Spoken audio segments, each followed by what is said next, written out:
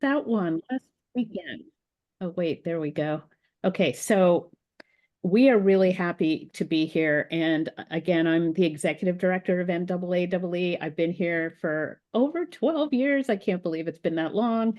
And I am so excited to be here with my colleague, Dr. Boris Simmons, who has been a leader in the field of environmental education for a long time. And I have learned so much from her over the years.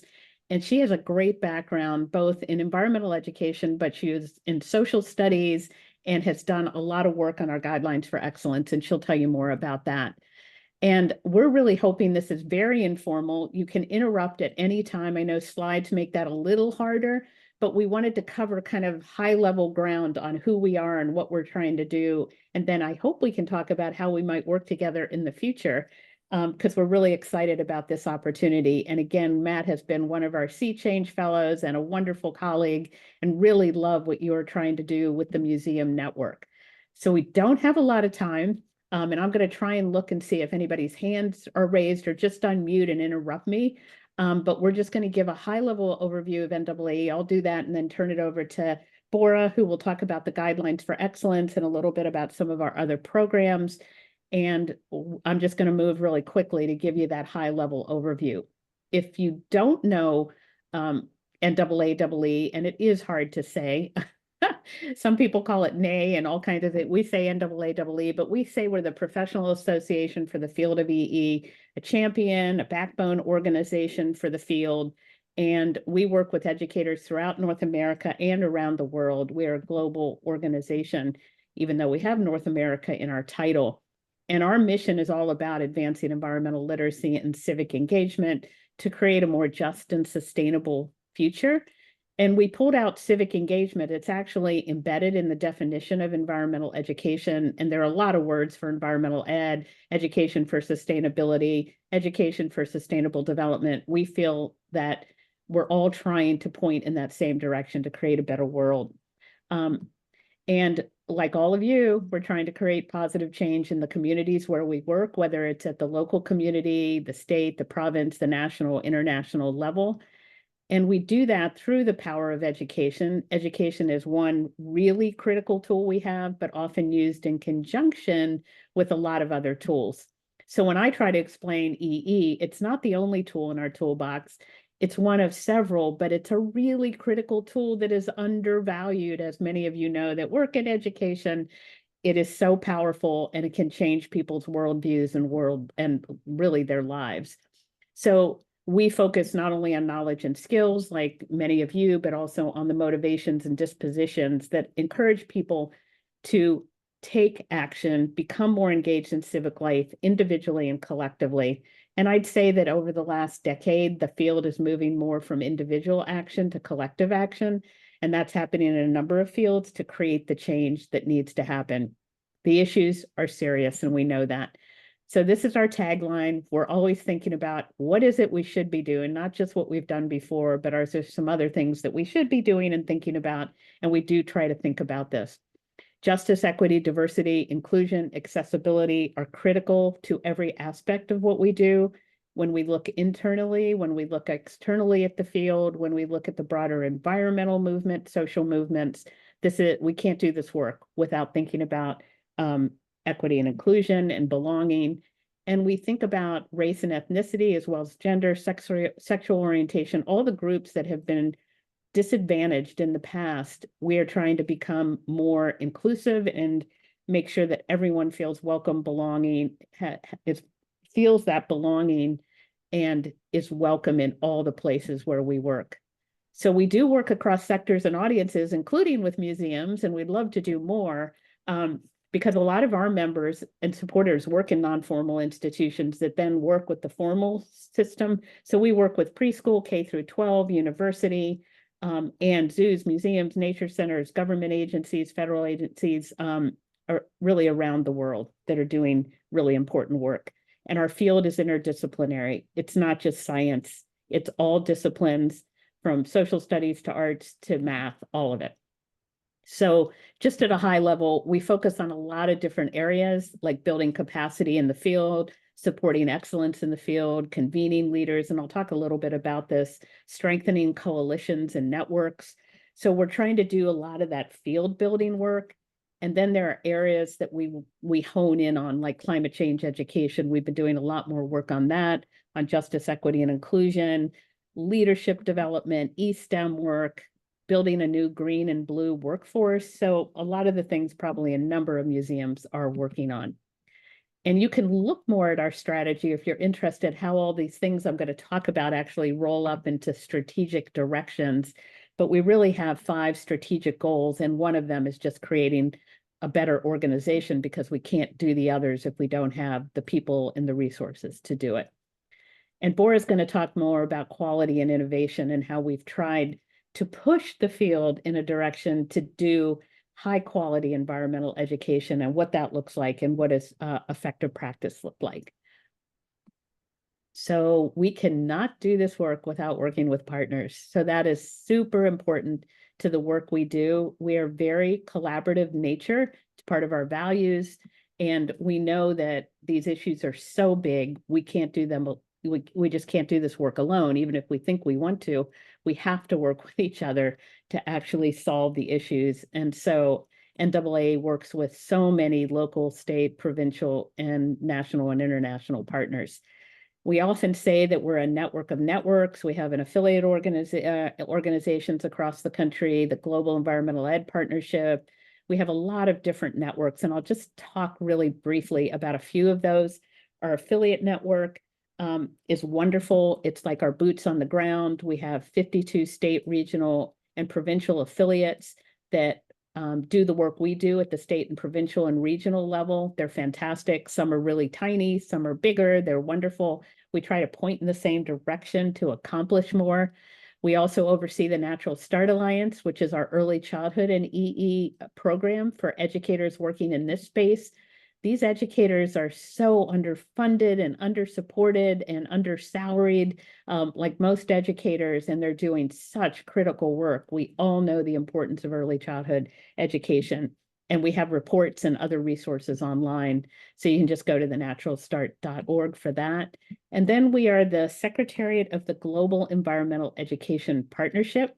And this is a learning network where we're trying to strengthen environmental ed around the world. A lot of partners are involved in this. We have some burgeoning hubs around the world, and we do the day-to-day work as the secretariat, try and organize everything, keep everyone together, and trying to do really good work. Like we have a Jeep Africa hub, and they're trying to work on how to strengthen the networks and the EE work that's happening across Africa. No small task, of course, it's giant. So we'll have a webinar later from our Africa colleagues. They're fantastic. And our goal is really just to collaborate across borders, share effective practice, and learn from each other. And we look at how environmental ed can be a tool to achieve all the sustainable development goals, not just number 4, which is about quality education. And so there are case studies on the web that you can look at, the jeep.org. There are country profiles on what countries are doing in EE, and just go to the website, you can find out more. We're actually revising the website. And then we do a lot of other things in terms of building leadership around the world. We have a number of leadership networks, including EE 30 Under 30, our Civic Engagement and Environmental Ed Fellows, Pratt & Whitney awardees. And our 30 Under 30 are amazing young people. And I hope some of you will get your colleagues to apply to be recognized. One year we couldn't decide, so it's 241. We had an extra one, but they're incredible young people doing incredible work around the world. And this allows them to put it on their resume, sometimes get funding from us to create change in their communities. So we're reviewing the 2024 applications now. This is the class of 2023. And Northern Ireland took our model, adapted it for use in their country, and did their own search, and had 30 change makers focused on climate. And we're really excited about that. Hope other countries do the same. And then Matt knows the Sea Change Fellows well, where we're connecting civic engagement and environmental education, focusing on a community action project on climate change and looking at how we work together to advance use education to address the climate emergency.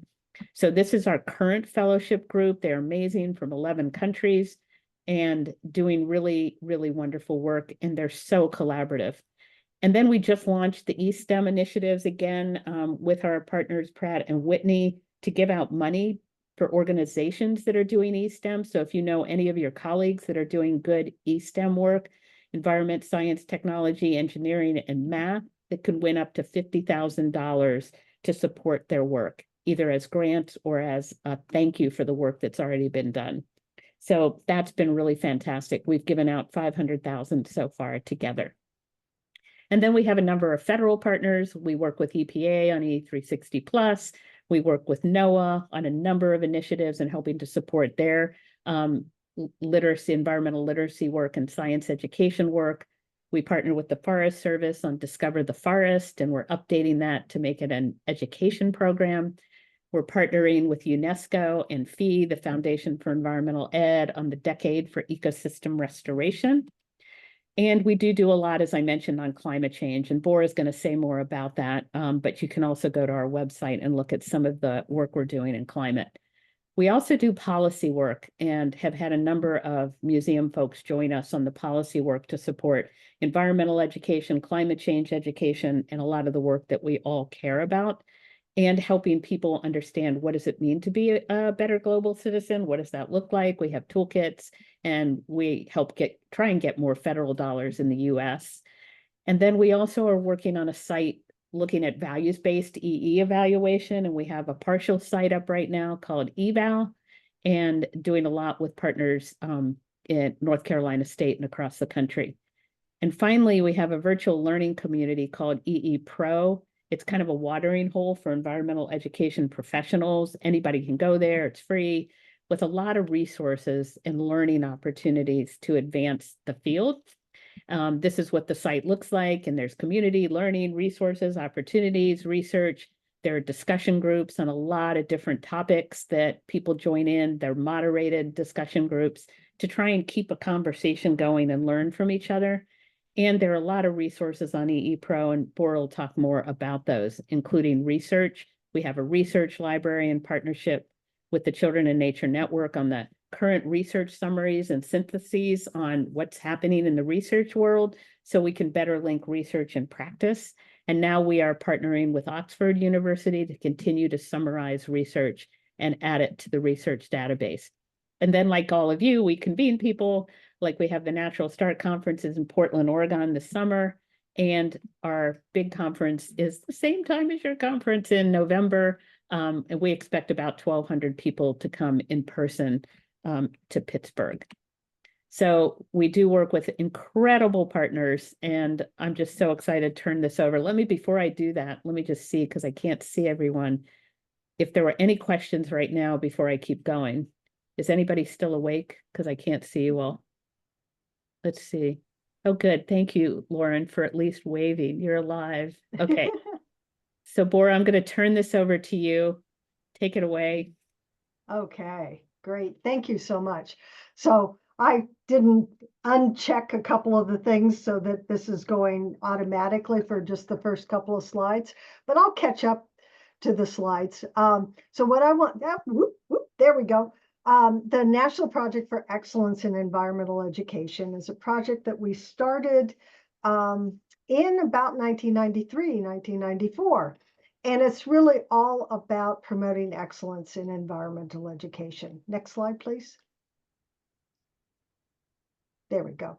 And like many of the activities that NAAEE has, our primary sponsor is the US EPA Office of Environmental Education.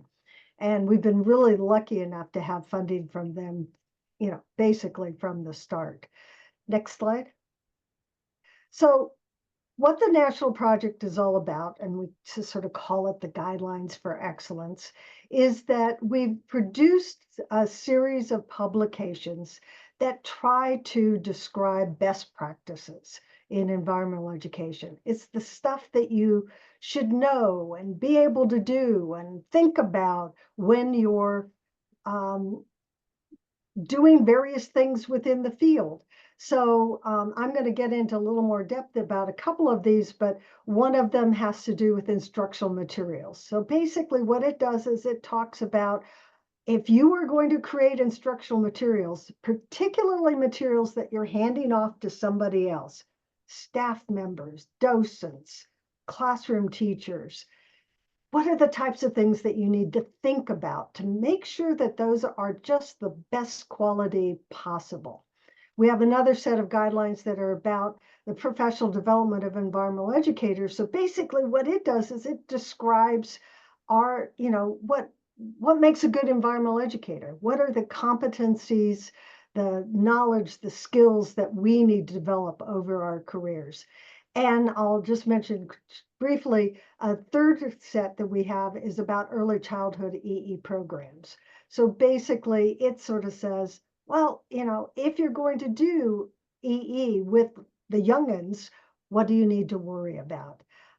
So those are just some of the guidelines, but now I'm going to dive a bit deeper into 4 of the others that I thought might be most interesting to your group. So Matt started to talk about, I'm pretty sure you were talking about Chuck Roth's, or chart, yeah, yep, his work back in the early 90s. And I used to work with him a lot when we were developing this set of guidelines. And it's all about K-12 environmental education, and it sort of lays out the road towards environmental literacy. We very much take the perspective that environmental literacy is not an end point. It's not like you graduate from high school, you cross that stage, and whee, I'm environmentally literate, that it's really lifelong learning. Next slide.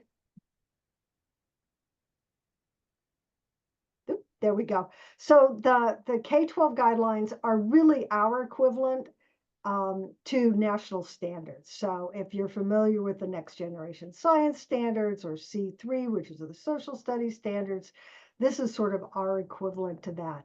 The way we have them divided up is looking at 4 different strands, big groups of content or skills. So the first one is all about building those skills related to asking good questions and collecting data and analyzing it and interpreting it. The second strand is really all about environmental processes and systems, and probably a little bit different than our friends in environmental science. Yes, it's about environmental science and Earth as a physical system and the living environment and all of that, but it's also about human systems. So thinking about our political systems, economic systems, cultural systems, and how all of that interacts with one another. And then strand 3 sort of takes it up a notch and says, okay, it's great to have great, basic questioning skills, inquiry type skills. It's great to have lots of good knowledge, but how are you going to pull that together to be able to investigate and analyze and truly understand environmental issues that surround you and figure out what to do about them? And you're going to hear that as a big theme for us, is the what are you going to do about it? And then that's where the personal and civic responsibility comes in. One of the things that I always pitch with these is that if you think about, especially as non-formal educators, that you're not tied to standards unless you happen to be working with a school, and the school comes in and says, oh, 3rd grade, you got to hit this. Is that these are benchmarked at 4th grade, 8th grade, and 12th grade. And so as a non-formal educator, I find it really helpful to sit there and think, okay, if I'm going to be working with lower elementary kids, these are the types of things, and this is the type of language that I can use with those younger children. Or if it's high school or adults, I look at the 12th grade guidelines. Next slide. So we have K-12 looking at the road to environmental literacy. Another thing that I'm sure that you're all involved with, whether you're doing environmental education or sustainability education, it doesn't matter. If you're doing art education, history education, that you are developing programs of one sort or another. And it might be a 2-hour program, a half an hour program. It might be a catch them as they wander through, the lobby program, but you are developing programs. Next slide. And so this set of guidelines is really all about that process and the cycle and helping you walk through thinking about what you should be doing as you either revise current programs or initiate new ones.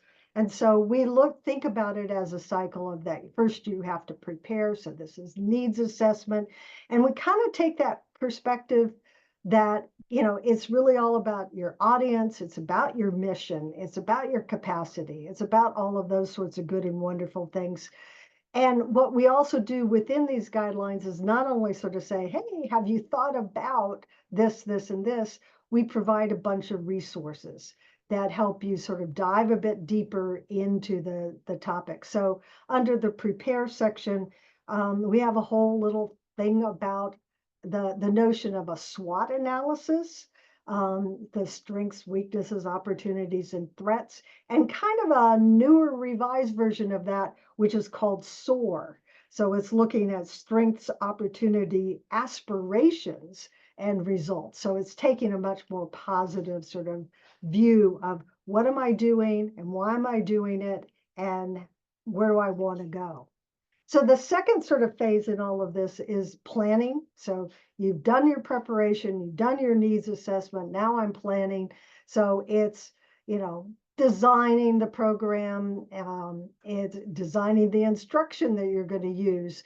And it's in thinking about the program, it's everything from, ADA and all of those kinds of things. Safety, where it's going to be. If it's in the museum, that's one thing. If it's outside, that's another thing with thunderstorms arriving. And what do you do with that? Then implementing it. So all of that, then learning and adjusting and thinking about where you go next, and you start all over again. Next slide. So the third set of guidelines I wanted to sort of dive into a little bit is one that has to do with community engagement. And where this is really a bit different than some of the others. Most of the others are really very much focused on your internal processes, primarily at where you work. And this set of guidelines really says, well, okay, that's great and fine. And with most nature centers and zoos and aquariums and museums, you have your plate filled with just the notion of people coming to you and doing stuff. Well, this is really saying, well, if you want to open the doors and walk out and join the community and work with your community on local issues and concerns, these are some of the things that you want to do. So next slide.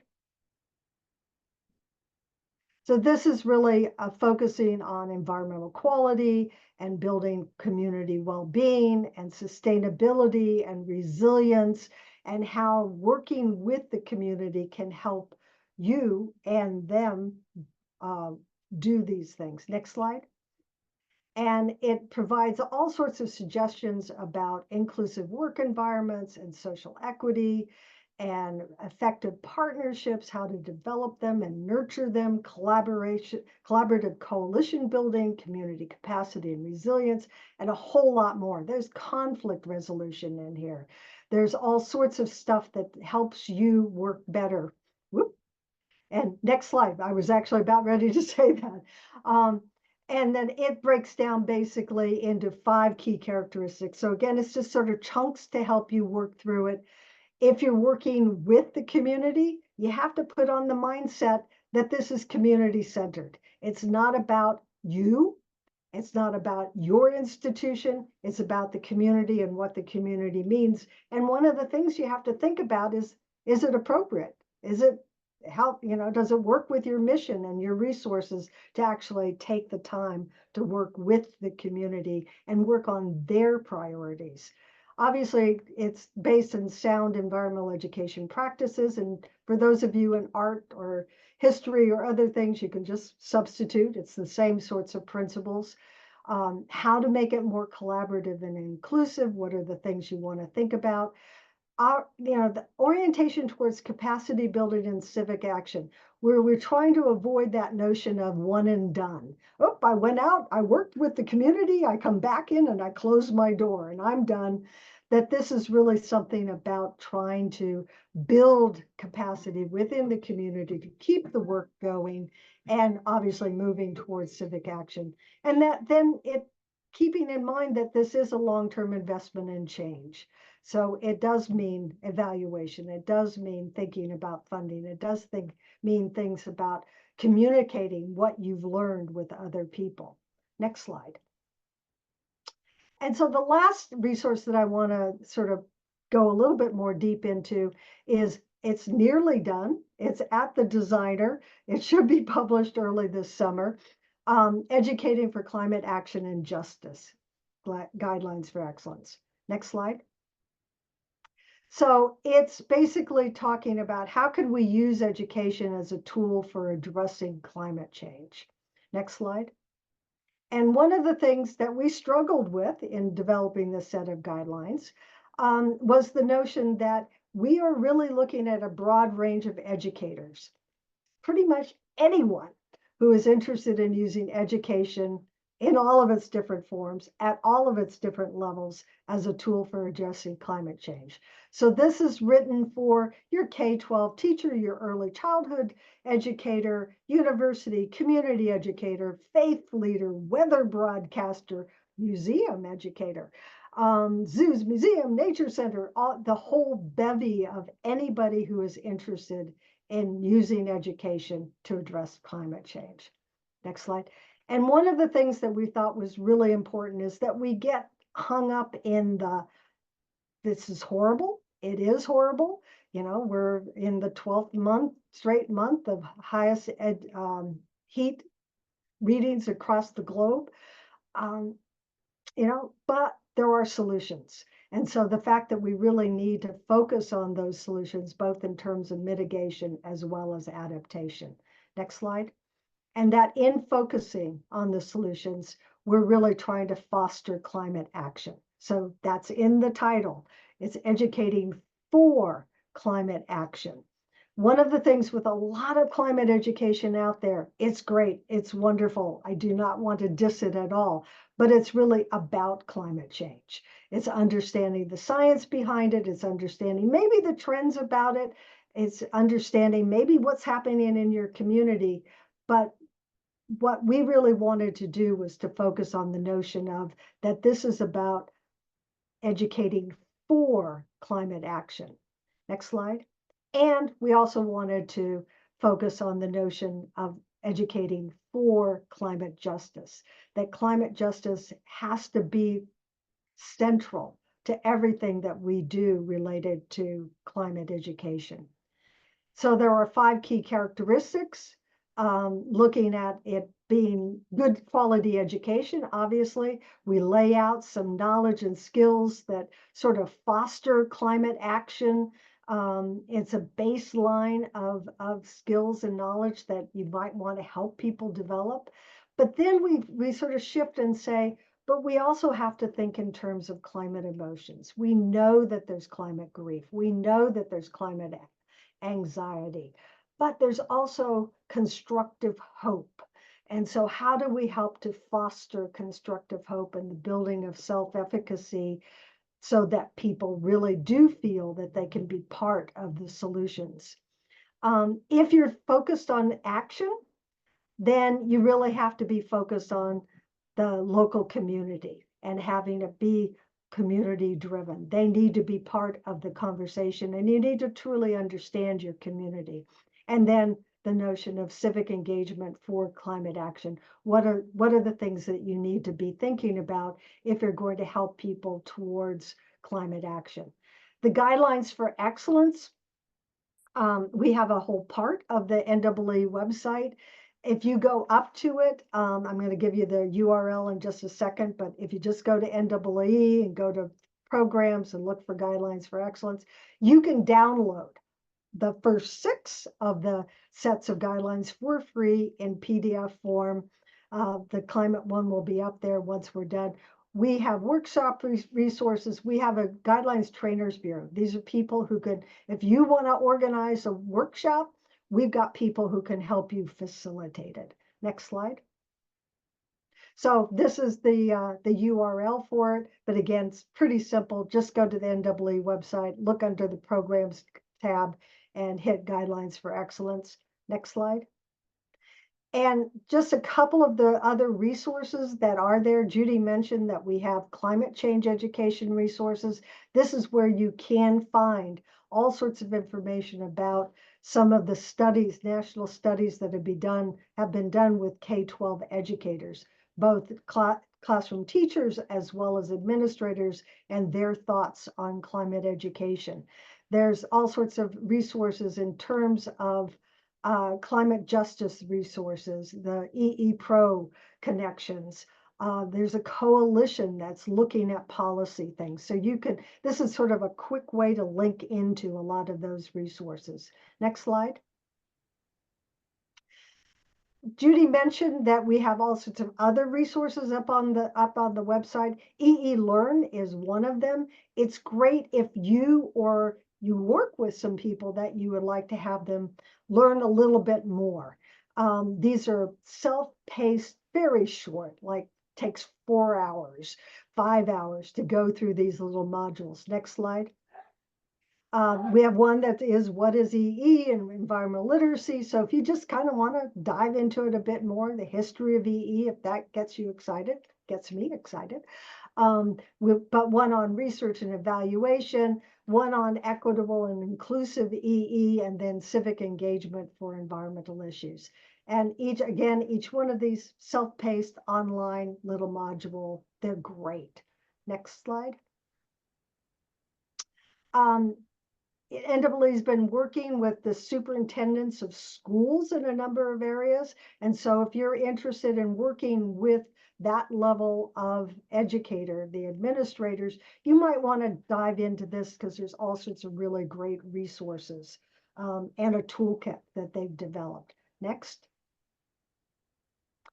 And then there's EE Works, which is great in terms of there are these basic looking at the literature and sort of synthesizing across the literature. So this isn't just one study, it's looking at 50 or 60 or 100 peer-reviewed studies that talk about the benefits of EE for K-12 students.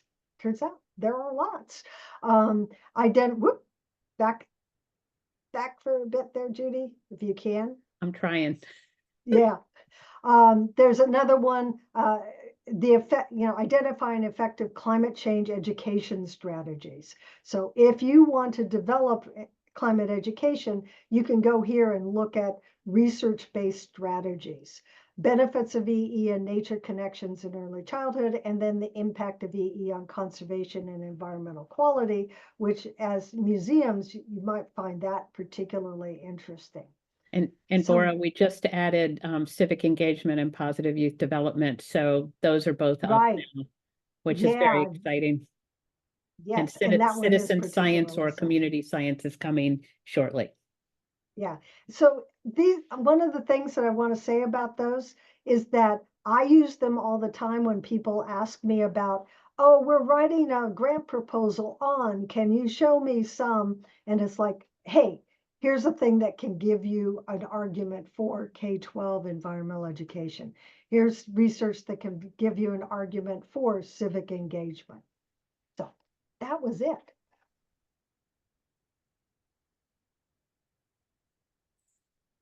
So I think we're going to open it to questions, discussions, thoughts.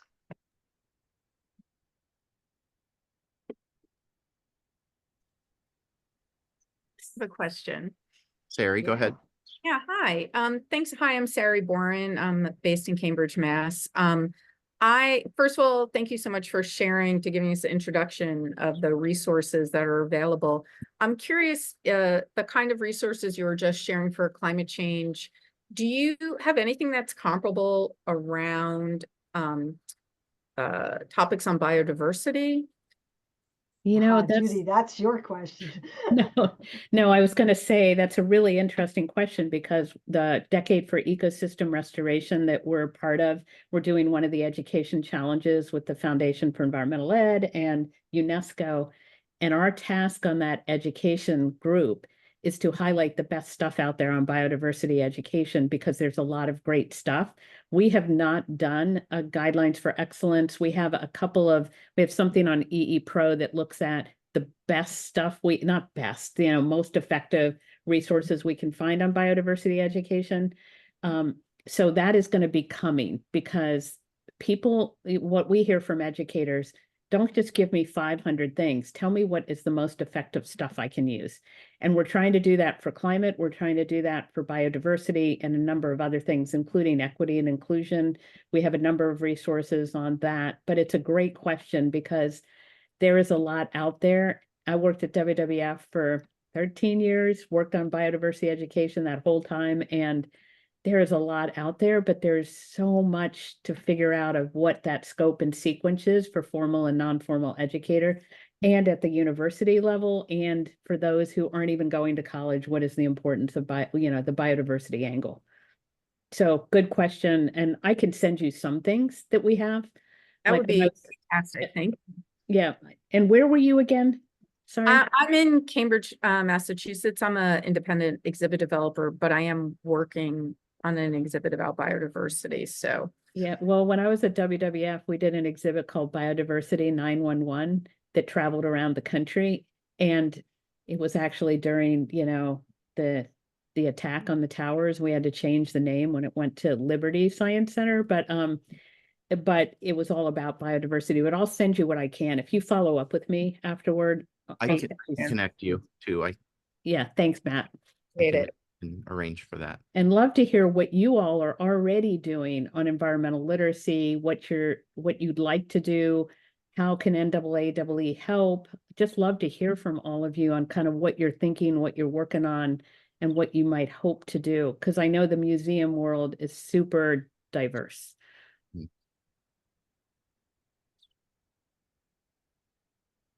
I can chime in. I have been thinking a lot about with my clients who are, I work with a lot of natural sites. So I'm working with Long Island Wildlife Refuges right now, and a system of 10 national wildlife refuges on Long Island, New York. And of course, they want to talk about their main goals are science literacy. They want people to understand why piping plovers need the beaches, and they want visitors to understand why it's important to not introduce invasive vegetation into the woodlands. And it seems like I'm going to be dangerously close to sort of bad mouthing a client here, but they're sort of narrow focused on the how nature works and science literacy aspects of environmental literacy. And I think there's a place for that. I absolutely think there's a place for that. What I'm intrigued with through this conversation is the motivation, you called it motivations and dispositions, the skills that bridge upon pure science literacy and the content. The idea of getting motivations, dispositions, and skills into the realm of content is what's interesting to me. Well, it's not a question, it's just a no, but that's an interesting thought, because one of the things that we're always trying to think about is how do you, first of all, move people who know and care about something to actually do something, because you can know and care about it, but if you don't do anything, the world hasn't actually moved forward. But it's also the idea that when we've done the surveys on climate change education, we know that most of the climate change education happening in this country and around the world, I could probably say, is focused on the science of climate change, the greenhouse effect, and not so much on the what does it mean to our learners, and whether it's adults or young people, what can I do? How do I adapt? How do we mitigate? And all the issues around that. And my colleagues in the Social Studies Association, we're often talking about, we need to work together on all of this work. And that's where the civic engagement part came in, because it's not just a science issue, it's interdisciplinary. So states like New Jersey that are integrating climate ed into 7 disciplinary areas, that is the way of the future, we hope. And then we also have the pushback, as you know, politically on things like climate change or what, there are a lot of different issues. And we have to educate people, how do you deal with that pushback? And there's the National Governors Association has, I can't remember the name of the campaign. It's basically how to disagree better. How do we talk to each other? I don't think that's the name of the campaign. But it's actually talking about how do you have a conversation with people that might not agree with you? How do we teach those skills? And something else, there's been a lot of work on workforce development of the future. And one of the key positions in the future are sustainability officers and leaders in companies. And it's a growing field. And are we preparing young people for that? So yeah, it does go beyond science, and science is critical, but it's not just science. It's a lot of other things, including what we call the softer skills, how to work on teams, how to collaborate. Good education is how to think critically and how to learn, not necessarily focused on, here's what I want you to know. Mhm. My personal opinion. Well, no, I was just going to chime in too and say that all the data that I've looked at show that putting charts and graphs in front of people is not productive, and in fact can be counterproductive to getting people engaged, specifically around climate, but I think other environmental issues as well. And some of the work that NAAEE has done, are you all familiar with NAAEE? Yeah, of how to talk about climate, for example, and whatever, and that so many of our strategic communication folks, Paul, talk about that it's not giving people more data. It's making sense of what you're asking them in a way that matters to them and caters to their values. But we know so much, we just want to cram it into everybody, just like we just did about NAAEE. I also think it's really healthy for us to think about, and maybe that's the charge of this group, to think about what do we as a museum community do best, given our institutional makeup. You know, we unlike formal schools, you know, we tend to have multi-generational audiences. People, you know, young people come with their grandparents and their caregivers, and so there are these, typically we have multi-generational audiences. I think that's something really, really unique and special. People are expending their leisure time to come to museums and zoos and aquariums, so it's thought of as a leisure benefit. It's thought of as a leisure pursuit. And it's, I always call it, it's a little bit Lucky Charms and a little bit shredded wheat. People come for a little bit of fun and to spend the day, you know, of quality time with each other, but they have chosen to do something worthwhile and sort of nutritious at the same time. So I think that is something that we have to kind of take on and think about.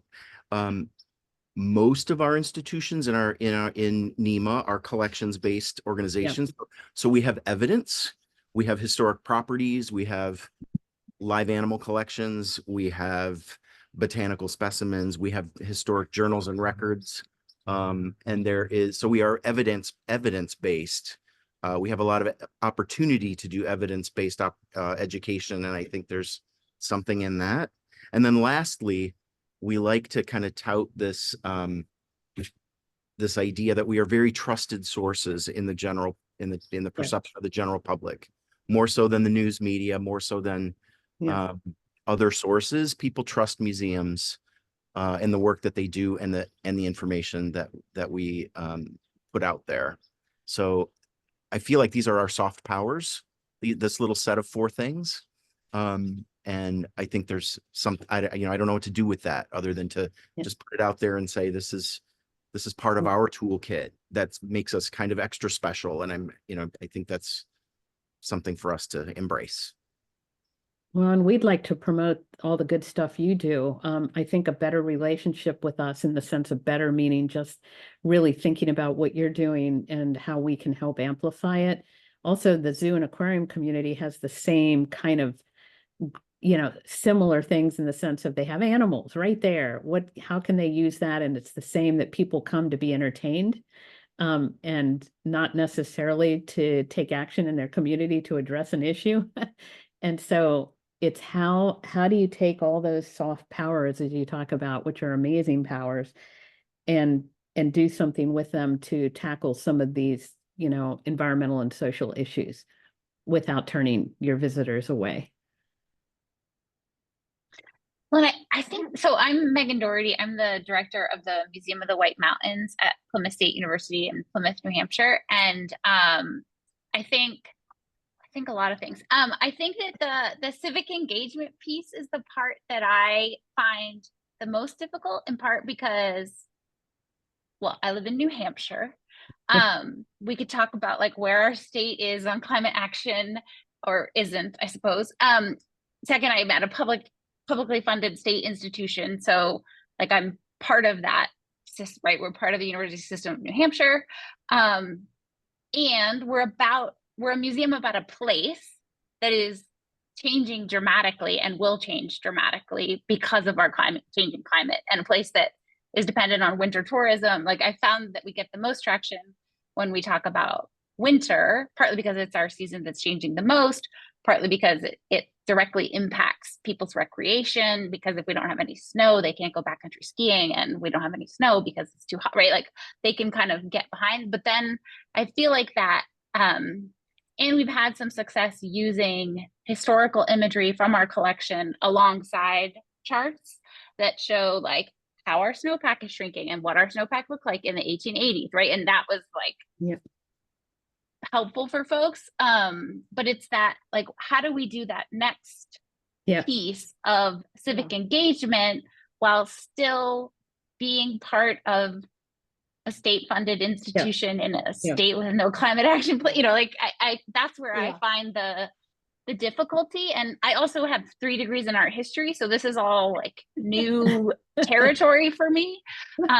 So yeah, so that's like a lot, but that's sort of where I'm coming at and where I see the kind of struggles, I guess. You know, one thing that I would say is that Judy and I have done a lot of work over the last many years with the Kettering Foundation out of Dayton, Ohio. And Kettering has sort of shifted their focus a bit in the last year or so into far more deep dive into democracy. But previously, they did a lot of work on deliberation. And to me, deliberation is one of those places that as a museum, you could set it up, not so much that you're going to have, you know, like, okay, the 4 people in this family watching this, you know, looking at this museum exhibit deliberate. But you could set it up by giving them different perspectives. You have the data. You could say, our climate is changing. We tend to have, you know, so these are the things that we kind of know, and we can agree on that these things are happening. But this sort of perspective over here is that we should focus on changing who the tourists are, you know, spend more quality time indoors, you know, whatever. I mean, come up with the, you know, 3-4 kind of big perspectives. And then the provocative question to your museum participants is, what should we do about it? So given that we have different perspectives and different sort of action strategies that go with each of those perspectives, what's best for the common good? And that's what deliberation helps. And obviously, it's much better when you have a room full of people who can, you know, kind of talk it through. But I think that there's room within something like a museum to sort of set up, in essence, a forum of asking those questions. And then once you ask that question of what should we do, then you can ask the follow-up question is, well, what are you going to do? Yeah. And I think that gets them towards it. It gets towards the motivation question. I care about my community. I care about what's happening. Although I might not be willing to agree, I actually do care about that person over there that I disagree with. So I don't want them to get hurt. What can we do? Yep. And that's where I think you should shift things. Yeah, Bora, I was just going to say that, and Megan, it's a really good point, because we have a lot of colleagues that are working in ministries of environment education. They're funded by public dollars wherever. They have to be super careful about what they can say. But a lot of people, when we say civic engagement, think about voting or think about a candidate. And we try to push that it's much, much, much broader than that. It's thinking about how are you helping to make your communities healthier, whatever that means. And it can mean serving on a board. It can mean helping to clean up a watershed area. It can be things that are really not politically focused, but it is helping to create better communities that are addressing some of these issues. During a certain regime of ours, which I won't mention any names, we weren't allowed to mention climate change with our EPA work. So Matt knows this because he was a sea change. We had a climate change fellowship and we couldn't call them climate change. So we talked about community resilience. Or you think of different words that get at the same thing without it all being controversial. But in some cases, you got to think about kind of what are your values and what are you willing to push on, from banning books to some of the LGBTQ plus issues of what's happening in many communities that is really not helping provide access to everyone and making some people really hurt. So anyway, it doesn't have to be political. And as Boris said, it's really trying to listen. I did put that link to it is how to disagree better, the National Governor's Initiative. And I don't know enough about it, but I liked it. I like the idea of that. How do we talk to people? And there are a lot of people in our field working, and many in probably your field working on trust issues. And how do we talk to people without actually triggering negative issues before we even start? What words do we use, and how do we engage with those that we normally don't? We tend to be in our bubbles. So Thanks. That's all really helpful. You know, I feel like there are so many geopolitical issues associated with climate change. I'm saying this, I'm curating an exhibition for the Waterworks Museum in Boston, which is looking at 6 different places around the world and examining how climate change is affecting water in all of those places. And there are a lot of sensitivities that have arisen as I've done my research. You know, I have we're looking at Egypt and we're looking at Iraq. And when I wrote up the text for Iraq, I mean, how could I avoid talking about how the US, you know, during the war targeted water supplies? And, you know, it's sort of unavoidable when you're talking about, you know, climate change in different parts of the world. So, you know, I feel like you have to be honest about what's going on without sort of staking any kind of, you know, position. It's a delicate dance, is what I'm saying. It is. it is. It really is. And I don't know how we got to the point where actually facts don't matter in some cases. And that's the hard part, where you can lay out, here's what's happening. And then there's questioning pretty much everything. So we have to do our best to dance that dance. And there's a lot of good stuff that's going on. Thanks for putting that in the chat, Paul. And yeah, the history piece of how do we talk about, when we surveyed administrators and teachers, climate change, talking about climate change fell between talking about guns and the Holocaust, I think, or mental health. It was in the tough subjects, because we're not helping educators who are already overburdened figure out how to do this, have the resources, have the training so that they feel confident and comfortable, informed, have the resources to be able to tackle some of these at all. It's all ages. So we have our work cut out for us, but there's a lot of really wonderful things happening, really wonderful education initiatives taking place across the country, around the world. We're almost at time. I just threw a very, very quick survey in the chat. Please take just a minute to fill it out and let us know your Thanks, thoughts about today's session. Any last words from Judy or Bora or Matt? Anything to close us out? I'm just so present to the you know, the last time we gathered, we heard from Paul, and he shared some of his very very engaging strategies for for working with young audiences, and it was all about getting your hands dirty and comfort in being outdoors, and you know, I'm just struck by the distance between that kind of programming and some of the things we talked about today, you know, and how to bridge that and nurture from that beginning. You know, Paul, you talked a lot about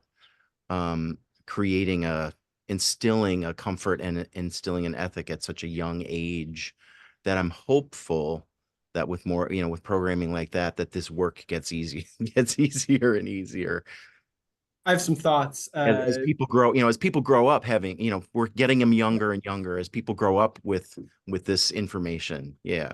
Yeah, I have some thoughts about that. And I think perhaps like we could spend a whole hour just talking about civic engagement in museums and programs. And I've also worked quite a lot with teenagers at the New England Aquarium. So I have some thoughts about that. Yeah. Well, we'd love to continue working with you all. So let us know if there's anything that comes up, or Matt and Paul and Jen, others, what makes sense. We'd love it. Great. Then thank you. Thanks a lot.